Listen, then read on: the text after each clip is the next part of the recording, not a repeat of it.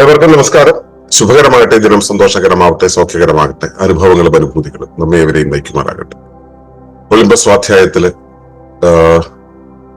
സുസ്ഥിര സമാജ സ്ഥാപനം എന്നുള്ള അധ്യായത്തിൽ 6ാമത്തെ അധ്യായമാണ്. അതിന്റെ 15ാമത്തെ ദിവസം ഇന്ന് നമ്മൾ ഇത്രയും നാൾ പറഞ്ഞുകൊണ്ടിരുന്ന സുസ്ഥിര സമാജ സ്ഥാപനത്തിന്റെ വിവിധ ഘട്ടങ്ങളുടെ ഒരു മൂർത്തിമത് ഭാവമായിട്ടുള്ള ഒന്ന്. അതായത് നമ്മൾ ഈ കാര്യങ്ങളെല്ലാം എങ്ങനെയാണ് ലോകസമക്ഷം അവതരിപ്പിക്കാൻ കഴിയുക, ലോകത്തിന്റെ ഒരു ശ്രദ്ധയിൽ അതിന്റെ ഒരു പ്രാധാന്യത്തോടെ അവതരിപ്പിക്കാൻ കഴിയുക എന്നുള്ളതിനെ കുറിച്ചാണ് നമ്മളിവിടെ സംസാരിക്കുന്നത്. അതിനെക്കുറിച്ച് പറയുന്നത് ഇങ്ങനെയാണ്: Ecological University is an integrated approach to creating a sustainable ecostate in the world. എന്താണ് പ്രകൃതി സർവകലാശാല സ്ഥാപനം?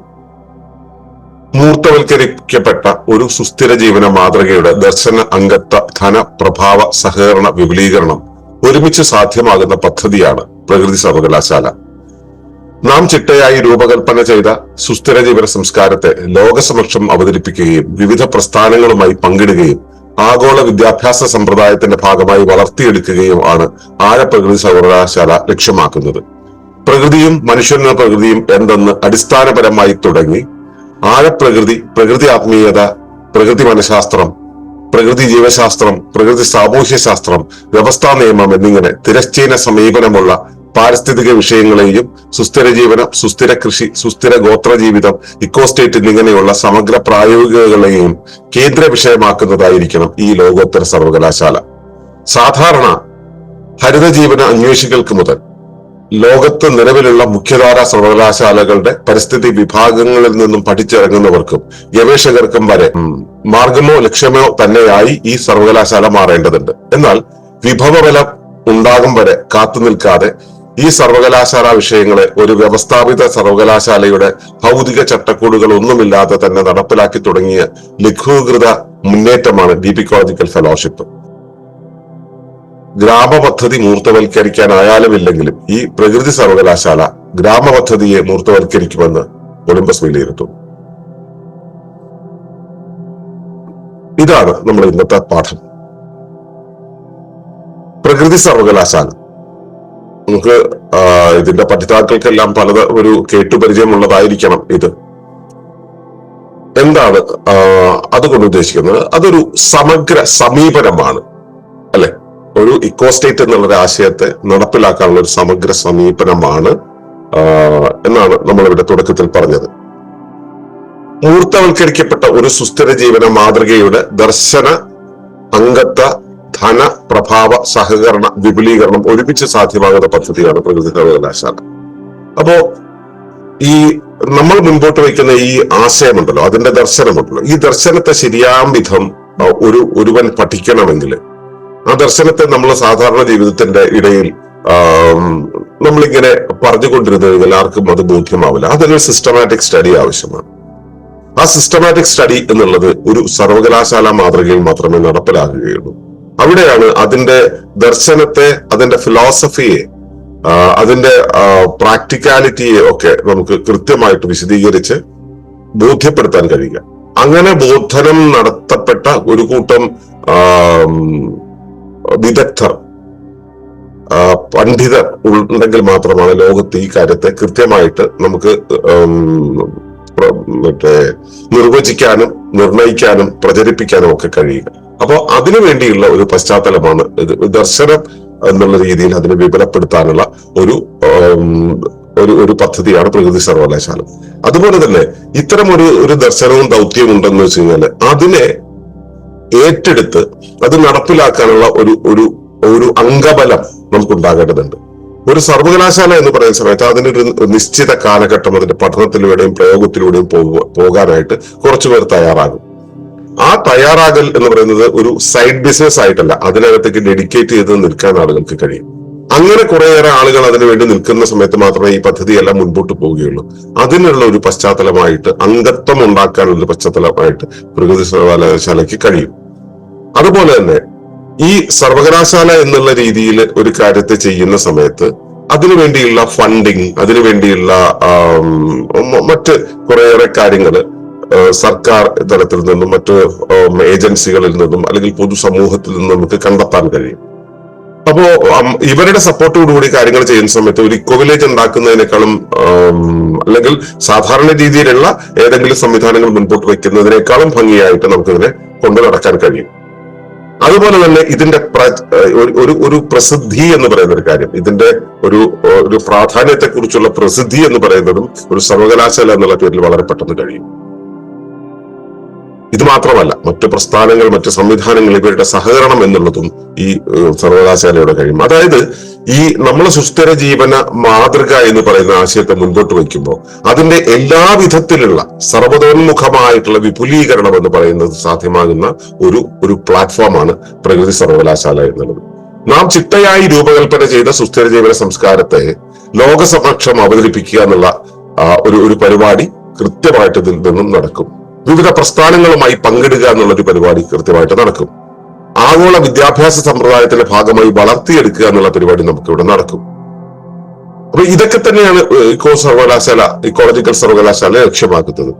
പ്രകൃതിയും മനുഷ്യൻ എന്ന പ്രകൃതിയും എന്തെന്ന് അടിസ്ഥാനപരമായി നമുക്ക് പഠിപ്പിക്കാൻ കഴിയും. അത് നമ്മുടെ പൊതുവിദ്യാഭ്യാസത്തിൽ അത് വരുന്നില്ല. പ്രകൃതി എന്താണെന്നുള്ളതിനെ കുറിച്ച് അതിന്റെ ഒരു ഇൻസ്ട്രുമെന്റൽ വാല്യൂ വെച്ചിട്ടാണ് നമ്മളിവിടെ പഠിപ്പിക്കുന്നത്. സാധാരണ രീതിയിൽ സൊസൈറ്റിയിലെ പൊതുവിദ്യാഭ്യാസത്തിൽ നമ്മൾ അത് അങ്ങനെയാണ് കൊടുക്കുന്നത്. ഇവിടെ പ്രകൃതി എന്തെന്നും മനുഷ്യൻ എന്ന പ്രകൃതി എന്തെന്നും അടിസ്ഥാനപരമായി തുടങ്ങി നമ്മളിവിടെ മുൻപോട്ട് വയ്ക്കുന്ന പ്രകൃതി ശാസ്ത്രം, പ്രകൃതി ആത്മീയത, പ്രകൃതി മനഃശാസ്ത്രം, പ്രകൃതി ജീവശാസ്ത്രം, പ്രകൃതി സാമൂഹ്യ ശാസ്ത്രം, വ്യവസ്ഥാ നിയമം എന്നിങ്ങനെ തിരശ്ചീന സമീപനമുള്ളത്. നമ്മൾ ഈ മറ്റേ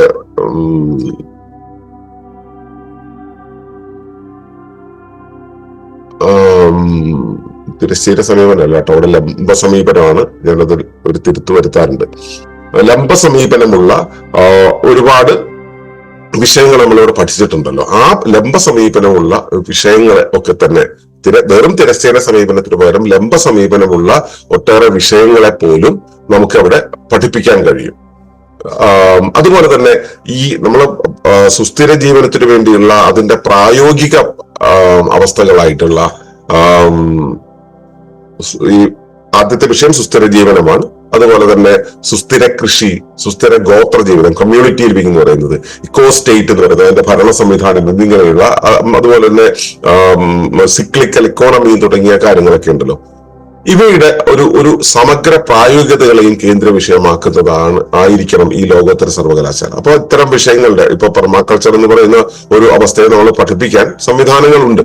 പക്ഷെ അത് മറ്റുള്ള കാര്യങ്ങളുമായിട്ട് കണക്ട് ചെയ്ത് അവതരിപ്പിക്കുന്ന ഒരു രീതി, സുസ്ഥിര ജീവനുമായിട്ട് കണക്ട് ചെയ്യുന്ന രീതി, ഒരു സിക്ലിക്കൽ എക്കോണമി എങ്ങനെ കൊണ്ടുപോകണം എന്നുള്ള രീതി, ഇവയെല്ലാം കൂടി ഇന്റഗ്രേറ്റ് ചെയ്ത് പഠിപ്പിക്കുന്നതായിരിക്കണം അത് കേന്ദ്ര വിഷയമാകുന്നതായിരിക്കണം ഈ സർവകലാശാല. സാധാരണ ഹരിത ജീവൻ അന്വേഷികൾക്ക് മുതൽ ലോകം നിലവിലുള്ള മുഖ്യധാര സർവകലാശാലകളുടെ പരിസ്ഥിതി വിഭാഗങ്ങളിൽ നിന്നും പഠിച്ചിറങ്ങുന്നവർക്കും ഗവേഷകർക്കും വരെ ഒരു മാർഗമോ ലക്ഷ്യമോ തന്നെയായിട്ട് ഈ സർവകലാശാല മാറേണ്ടതുണ്ട്. അതായത് പലരും എന്താണ് എൻവയോൺമെന്റ്, എന്താണ് എന്താണ് ഈ സസ്റ്റൈനബിലിറ്റി തുടങ്ങിയ കാര്യങ്ങൾ അന്വേഷിക്കുന്നുണ്ട്. അവർക്ക് മുതൽ ലോകത്ത് ഒരുപാട് യൂണിവേഴ്സിറ്റികളിൽ ഈ എൻവയോൺമെന്റൽ സ്റ്റഡി എന്നുള്ളൊരു ഏരിയ ഉണ്ട്. എൻവയോൺമെന്റൽ സ്റ്റഡി എന്ന് വെച്ചാൽ അതിന് ഇൻസ്ട്രുമെന്റൽ വാല്യൂ വെച്ചിട്ട് കൂടി വന്നാൽ പ്ലാനറ്ററി ബൗണ്ടറീസിനെ കുറിച്ച് പറയും, അതിന്റെ ഏകകങ്ങളെ കുറിച്ച് പഠിക്കും, അത് എന്തുകൊണ്ടുണ്ടാകുന്നു എന്നുള്ള ആ ഒരു മെയിൻ സ്ട്രീം പെർസ്പെക്റ്റീവിൽ നിന്നുകൊണ്ട് കണക്കാക്കും എന്നുള്ളതിൽ കവിഞ്ഞ് എൻവയോൺമെന്റ് എന്ന് പറയുന്നത് അത് ഞാനും കൂടെ ചേർന്നതാണെന്നുള്ള രീതിയിലുള്ള ഒരു പഠനം സാധാരണ രീതിയിൽ ഉണ്ടാകാറില്ല. അതിനെക്കുറിച്ച് അർണനൈസ് ഇങ്ങനെ പറഞ്ഞിട്ടുണ്ട് എന്നൊക്കെ പറഞ്ഞിട്ട് 8 പോയിന്റുകൾ വെച്ചുകൊണ്ടുള്ള ഒരു പേപ്പർ കൂടെ ഇവർക്കുണ്ട്. ഇപ്പൊ മലയാളം യൂണിവേഴ്സിറ്റി എന്ന് പറയുന്ന നമ്മുടെ കേരളത്തിലെ തന്നെ മലയാളം യൂണിവേഴ്സിറ്റിയിൽ ഈ ഒരു സംവിധാനം വന്നപ്പോൾ അവിടുത്തെ അധ്യാപകർക്ക് ഇതിനെ കുറിച്ച് അറിയാൻ കഴിയുന്നില്ല. അപ്പൊ അവര് ആശ്രയിച്ചത് നമ്മുടെ ഈ ഫെലോഷിപ്പുകളെയാണ്. നമ്മുടെ ഫെലോഷിപ്പ് പ്രോഗ്രാമുകളിൽ പങ്കെടുത്തുകൊണ്ടാണ് അവര് ഈ വിഷയങ്ങൾ എന്താണെന്ന് അറിയാൻ ശ്രമിച്ചത്. ഇതുപോലെ തന്നെ ധാക്ക യൂണിവേഴ്സിറ്റി പോലുള്ള സർവകലാശാലകളിലും ഒക്കെ തന്നെ ഈ പഠനങ്ങൾ വേണ്ടി വന്നത്, ഇപ്പൊ ഡീപ്പായിട്ടുള്ള പഠനങ്ങൾ വേണ്ടി വന്നപ്പോൾ അവര് നമ്മളെ ഡിപ്പെൻഡ് ചെയ്യുകയാണ് ചെയ്തത്. കാരണം ഇതിനെ ഡീപ്പായിട്ടുള്ള സ്റ്റഡി പലയിടത്തും നടന്നിട്ടില്ല. അപ്പോ ഇത് നൽകാൻ നമ്മുടെ ഈ ഒളിമ്പസിന്റെ ഈ പഠനങ്ങൾക്ക് കഴിഞ്ഞിട്ടുണ്ട്. അതുകൊണ്ട് തന്നെ നമ്മൾ തന്നെ ഒരു യൂണിവേഴ്സിറ്റി എന്നുള്ള രൂപത്തിലാവുന്ന സമയത്ത് ഇത്തരം സർവകലാശാലകളുടെ പഠിച്ചിറങ്ങിയ ആളുകൾക്കും അവിടുത്തെ ഗവേഷകർക്കും അവിടെ അതിലും ഉപരിപഠനം നടത്താൻ ആഗ്രഹിക്കുന്നവർക്കും നമ്മുടെ ഒരു അവസ്ഥയിൽ വരാൻ കഴിയും. അതുപോലെ തന്നെ ഞാൻ ഈ വിഷയങ്ങളെ വേൾഡ് പീസ് കോൺഫറൻസിൽ ഞാൻ അവതരിപ്പിച്ചു കഴിഞ്ഞപ്പോൾ അവിടെ നിന്ന് മനസ്സിലായത് വെച്ചാൽ ഈ പല രാഷ്ട്രങ്ങളുടെയും നയതന്ത്ര മേഖലയിൽ പ്രവർത്തിക്കുന്ന ആളുകൾക്ക്, പോളിസി മേക്കേഴ്സിന് ഇത്തരം കാഴ്ചപ്പാടുകൾ കൊടുക്കുക എന്നുള്ളത് വളരെ പ്രാധാന്യമുള്ളതാണ്. അവരത് സ്വീകരിക്കാൻ തയ്യാറുമാണ്. പലർക്കും ഇത്തരം കാര്യങ്ങളെ കുറിച്ച് അറിയില്ല, ഇത്തരം കാര്യങ്ങളുടെ വഴിയിൽ അവർ ചിന്തിച്ചു പോയിട്ടില്ല. അത്തരം മേഖലകളിലും ഒരു സർവകലാശാല എന്നുള്ള രീതിയിൽ നമുക്ക് ഈ കാര്യത്തെ കോൺട്രിബ്യൂട്ട് ചെയ്യാൻ കഴിയും. അപ്പോ ഈ വിധത്തിൽ ഈ സർവകലാശാല എന്നുള്ള ഒരു അളവിലേക്ക് നമ്മൾ വികസിക്കുന്ന സമയത്ത് സ്വാഭാവികമായിട്ടും മെയിൻ സ്ട്രീം വേൾഡിന്റെ, ലോകത്തെ നിയന്ത്രിക്കുന്ന ആ ഒരു സംവിധാനത്തെ തന്നെ നമുക്ക് അഡ്രസ് ചെയ്യാൻ കഴിയും, അവരുടെ ശ്രദ്ധ നേടാൻ കഴിയും, അതുവഴിയുള്ള പ്രസിദ്ധി നേടാൻ കഴിയും, അത്തരത്തിലുള്ള സാമ്പത്തിക കാര്യങ്ങൾ നമുക്ക് കൈകാര്യം ചെയ്യാൻ കഴിയും, ഇവരുടെയൊക്കെ സഹകരണം നമുക്ക് ലഭിക്കാൻ കഴിയും. മാത്രമല്ല ഒരു പൊതു സ്വീകാര്യത, നമ്മളിപ്പോ ഇത്തരം വിഷയങ്ങളെ കുറിച്ച് പറയുമ്പോൾ ഉണ്ടാവുന്ന സൊസൈറ്റിയുടെ ഒരു നെറ്റിച്ചുളിക്കുണ്ടല്ലോ, അതിന് പകരം അതിനുള്ളൊരു സ്വീകാര്യത ലഭിക്കാൻ കഴിയും. പക്ഷേ ഇത്തരമൊരു സർവകലാശാല ഉണ്ടാക്കാൻ വെച്ചാൽ ലോകോത്തരമായിട്ടുള്ള കെട്ടിടങ്ങള്, അമ്പരചുംബികളായിട്ടുള്ള കെട്ടിടങ്ങള്, വമ്പൻ വിപുലമായിട്ടുള്ള സർവകലാശാല ക്യാമ്പസ് തുടങ്ങിയ വിവിധമായിട്ടുള്ള ഒരു സംവിധാനം നമുക്ക് വേണ്ടതുണ്ട്. അതുണ്ടാകുന്നത് വരെ കാത്തിരിക്കുക എന്നുള്ളത് ഒരു പക്ഷെ പ്രായോഗികമല്ല. പ്രത്യേകിച്ച് ഒളിമ്പസിന്റെ ഒരു പ്രവർത്തന രീതി അനുസരിച്ച് കാര്യങ്ങൾ ഓർഗാനിക് ആയിട്ട് സംഭവിക്കട്ടെ എന്ന് പറഞ്ഞ് കാത്തിരിക്കും. നമ്മൾ ഫോഴ്സ് ചെയ്തിട്ട് ചെയ്യില്ല എന്നുള്ളതാണ് ഇതുവരെയുള്ള ഒരു ശീലം. അപ്പൊ അതുകൊണ്ട് തന്നെ നമ്മൾ ഇതുണ്ടാകുന്നത് വരെ നമ്മൾ കാത്തിരിക്കുക എന്നുള്ളൊരു പരിപാടി നമുക്ക് സാധ്യമല്ല. അതുകൊണ്ട് തന്നെ ഈ ഫിസിക്കലായിട്ടുള്ള ഈ ഒരു ഫ്രെയിം വർക്കുകളൊന്നും ഇല്ലാതെ തന്നെ നടപ്പിലാക്കി തുടങ്ങിയ ലഘൂകൃതമായിട്ടുള്ള വളരെ സിംപ്ലിഫൈഡ് ആയിട്ടുള്ള ഒരു മുന്നേറ്റമാണ് ഡീപ് ഇക്കോളജിക്കൽ ഫെലോഷിപ്പ് എന്ന് പറയുന്നത്. ഇതേ സർവകലാശാലയുടെ അതേ കാര്യം തന്നെ അതൊരു വളരെ ലൈറ്റ് ആയിട്ടുള്ള സിംപ്ലിഫൈഡ് ആയിട്ടുള്ള ഏറ്റവും മിനിമൽ ആയിട്ടുള്ള രീതിയിൽ നടപ്പിലാക്കുന്ന ഒരു രീതിയാണ് ഡീപ് ഇക്കോളജിക്കൽ ഫെലോഷിപ്പ്. അതിന്റെ പരിമിതി എന്താണെന്ന് വെച്ചാൽ ഫുൾ ടൈമേഴ്സ് അതിനകത്ത് ഉണ്ടാവില്ല എന്നുള്ളതാണ്. ഫുൾ ടൈമേഴ്സ് ഉണ്ടാവണമെന്നുണ്ടെങ്കിൽ ഇത് ഏതെങ്കിലും തരത്തിൽ ഫണ്ടഡ് ആയിരിക്കണം. നമുക്ക് അങ്ങനെ ഫണ്ടിങ് ഇല്ല. എല്ലാവരും സെൽഫ് കോൺട്രിബ്യൂട്ടഡ് ആയിട്ടാണ് ഈ ഡീപ് ഇക്കോളജിക്കൽ ഫെലോഷിപ്പിൽ പങ്കെടുക്കുന്നത്. അപ്പോ അത്തരത്തിലൊരു ഡീപ് ഇക്കോളജിക്കൽ ഫെലോഷിപ്പ് എന്നുള്ളത് നമ്മളിപ്പോ നടപ്പിലാക്കി തുടങ്ങിയിട്ടുണ്ട്. കഴിഞ്ഞ 10 വർഷമായിട്ട് അത് ആ ഒരു പ്രോസസ് ചെറിയ രീതിയിൽ നടന്നുകൊണ്ടേയിരിക്കുന്നുണ്ട്. ഏഷ്യയിലെ ഒരേ ഒരു മുന്നേറ്റമാണ് ഈ ഡീപ് ഇക്കോളജിക്കൽ ഫെലോഷിപ്പ് എന്ന് പറയുന്നത്. അപ്പൊ അതില് മറ്റ് രാജ്യങ്ങളിൽ നിന്നുള്ള ആളുകൾ വരെ സഹകരിച്ചിട്ടുണ്ട്. ഇപ്പൊ കാനഡയിൽ നിന്ന്, അതുപോലെ തന്നെ ബംഗ്ലാദേശിൽ നിന്ന്, നേപ്പാളിൽ നിന്നൊക്കെയുള്ള അംഗങ്ങൾ വരെ അതിനോട് സഹകരിച്ചിട്ടുണ്ട്. എന്താണെങ്കിലും ഈ ഗ്രാമപദ്ധതി എന്നുള്ളത് മൂർത്തവൽക്കരിക്കാൻ നമുക്ക് ആകുമോ ഇല്ലയോ? പ്രകൃതി സർവകലാശാല എന്നുള്ള ആ ഒരു പദ്ധതി നമ്മൾ നടപ്പിലാക്കിയാൽ, ഡീപ് ഇക്കോളജിക്കൽ ഫെലോഷിപ്പ് എന്നുള്ള പദ്ധതി നമ്മൾ നടപ്പിലാക്കുമ്പോൾ അതുവഴി സർവകലാശാല എന്നുള്ളത് നടപ്പിലാക്കുന്ന സമയത്ത് ഈ പഠനങ്ങൾക്കായിട്ട് വരുന്ന ആളുകൾ ഇത് പ്രായോഗികമായിട്ട് പഠിക്കും. അവർ ഈ കാര്യത്തെ കൃത്യമായിട്ട് അഡ്രസ് ചെയ്യും, അവരിതിനെ അനുഭവിക്കും. ഇത് സർവകലാശാലയുടെ പഠനം എന്നുള്ള സംഭവം കഴിഞ്ഞു പോകുന്നതിനുള്ളിൽ തന്നെ ഒരു ടെമ്പററി ആയിട്ടുള്ള ഒരു ഇക്കോ വില്ലേജ് എന്നുള്ള ഒരു സംവിധാനം അവിടെ ഉണ്ടായി വരും. ഇതൊരു പ്രതീക്ഷയാണ് എനിക്ക്. എന്നെ സംബന്ധിച്ചിടത്തോളം ഈ ദർശനത്തെ മുൻപോട്ട് വെച്ച ഒരു റൈറ്റർ എന്നുള്ള രീതിയിൽ എന്റെ ഒരു പ്രതീക്ഷയാണ് ഇത്തരമൊരു സർവകലാശാല എന്നുള്ളതിന് ആളുകൾക്ക് താല്പര്യമുണ്ട്.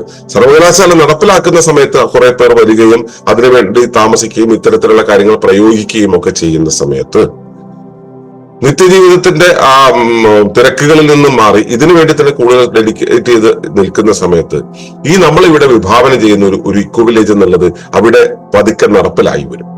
അത് കഴിഞ്ഞിട്ട് അവരത് കഴിഞ്ഞിട്ട് പഠനകാലം കഴിയുമ്പോൾ പോകുവാൻ ഒരുങ്ങുന്നതായിരിക്കാം പക്ഷെ അതിൽ കുറെ പേരെങ്കിലും അവിടെ തങ്ങുകയും അത് തുടർന്ന് കൊണ്ടുപോവുകയും തുടർന്ന് വരുന്ന പഠിതാക്കൾ വഴി ഈ ഇക്കോ വില്ലേജ് എന്നുള്ളത് നടപ്പിലാക്കി വരികയും ചെയ്യും. കുറെ പേർ അവിടെ സ്ഥിരമായി വരും. അതായത് നമ്മൾ ഇവിടെ പൊതുജനത്തെ ബോധവൽക്കരിച്ച് ഉണ്ടാക്കാൻ ശ്രമിക്കുന്ന ഇക്കോ വില്ലേജ് മാതൃക, സുസ്ഥിര ജീവന മാതൃക എന്നുള്ളത് നമ്മൾ ഈ വിധത്തിൽ സർവകലാശാല എന്നുള്ള വിധത്തിൽ നടപ്പിലാക്കുന്ന സമയത്ത് അത് സ്വാഭാവികമായിട്ട് അവിടെ ഡെവലപ്പ് ചെയ്തു വരും എന്നുള്ളൊരു പ്രത്യാശ കൂടെ എനിക്കുണ്ട്. അപ്പോ ഈ ഗ്രാമപദ്ധതിയെ മൂർത്തവൽക്കരിക്കാനുള്ള ഏറ്റവും നല്ല മാർഗമായിട്ട് തന്നെ ഇക്കോളജിക്കൽ യൂണിവേഴ്സിറ്റിയെ കാണാമെന്നുള്ള പ്രതീക്ഷയിലാണ് നമ്മൾ നിൽക്കുന്നത്. അപ്പൊ ഈ ഒരു യാത്ര യിലൂടെയാണ് നമ്മൾ സുസ്ഥിര സമാജ സ്ഥാപനം എന്നുള്ള ആ ഒരു ആശയത്തെ മുൻപോട്ട് വെക്കുന്നത്. ഇനി നാളെ നമുക്കിതിന്റെ ഈ മൊത്തം അവസ്ഥയെ ഒന്ന് കൺക്ലൂഡ് ചെയ്യുന്നതോടുകൂടി ഈ ഒളിമ്പസ് സ്വാധ്യായം എന്നുള്ള ഈ ദീർഘയാത്ര ഇവിടെ നിൽക്കുകയാണ്. നാളെ അതിന്റെ സമാപനം കുറിച്ചുകൊണ്ടുള്ള കാര്യങ്ങൾ കൂടെ അവതരിപ്പിക്കാം. അതുവരേക്കും നന്ദി, നമസ്കാരം. ഈ വിഷയം ഇഷ്ടമായെങ്കിൽ ഒന്ന് ലൈക്ക് ചെയ്യുക, കമന്റ് ചെയ്യുക, ഷെയർ ചെയ്യുക. നിങ്ങൾ പ്രകൃതിയെ ഇഷ്ടപ്പെടുന്നുവെങ്കിൽ ഈ ചാനൽ സബ്സ്ക്രൈബ് ചെയ്യുക.